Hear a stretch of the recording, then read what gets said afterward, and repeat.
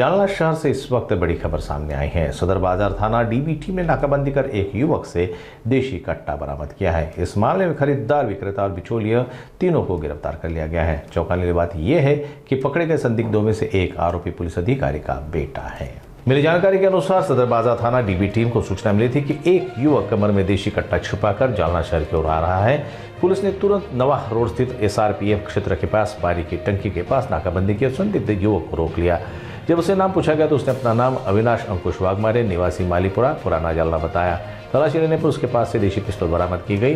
पूछताछ में उसने खुलासा किया कि उसने कट्टा शेख शाहिद शेख शकील के बिचौलिए जे कन्हैया भंडारकर के जरिए खरीदा था। इसके बाद डीबी टीम ने तीनों को हिरासत में लेकर कार्रवाई की। सदर बाजार थाने में भारतीय शस्त्र अधिनियम की धारा 425 और MPOCA की धारा 135 के तहत केस दर्ज कर तीनों को गिरफ्तार किया गया है।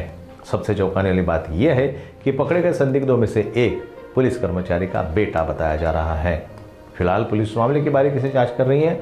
जालना शहर में खुलेआम अवैध हथियारों की खरीद फरोख्त का यह मामला सवाल खड़े करता है। पुलिस ने इस कार्रवाई को बड़ी सफलता बताया है, लेकिन आने वाले वक्त में इस नेटवर्क के और कनेक्शन खुलने की उम्मीद जताई जा रही है।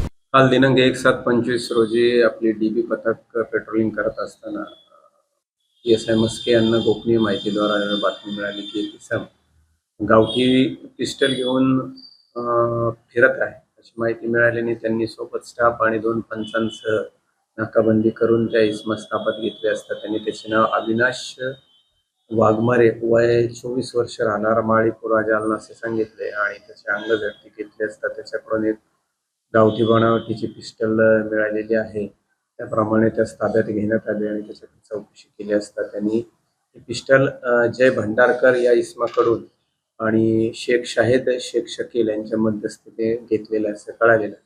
तिन्ही आरोपींना ताब्यात घेऊन त्यांच्यावर कारवाई करण्यात आलेली आहे आणि त्याच्यावर कलम 3.3/25 कलम 135 महाराष्ट्र पोलीस कायदा अन्वये कारवाई करण्यात आलेली आहे।